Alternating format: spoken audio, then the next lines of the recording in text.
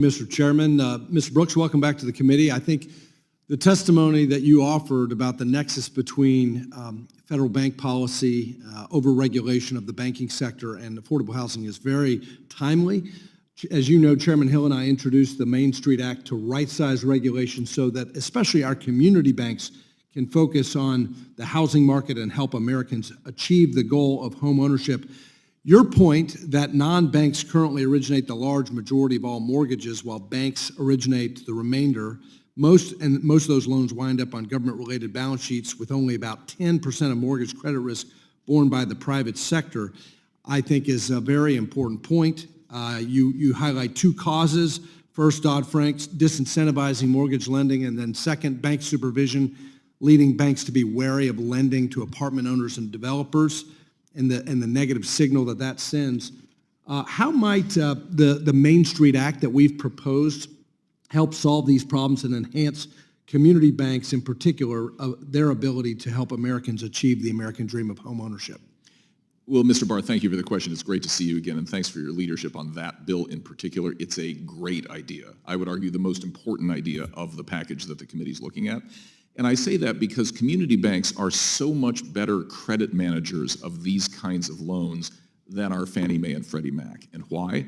Because they live in the local community where they know the asset, they know the borrower, they know the history of the asset. I think about Mr. Huizenga's story about his small apartment building in Michigan, right, where the local bank that knew him well was not allowed to invest in that loan, and instead it got shipped off to some bank someplace else that wouldn't know it as well.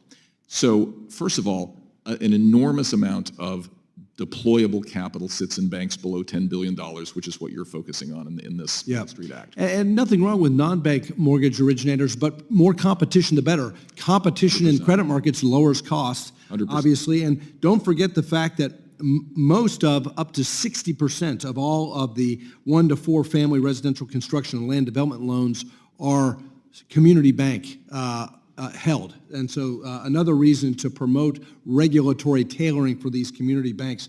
Mr. O'Leary, want to pick up where you left off on affordable energy and China and the investment that they are making in reliable, affordable sources of energy, coal being primary.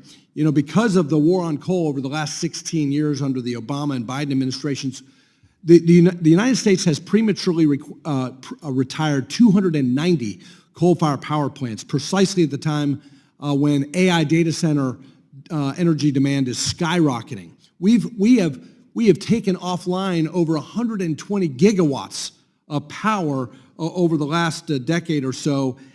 Coal's share of total electricity generation in the United States has plummeted from 44% of total U.S. electricity in 2009 to only 15% of 2024.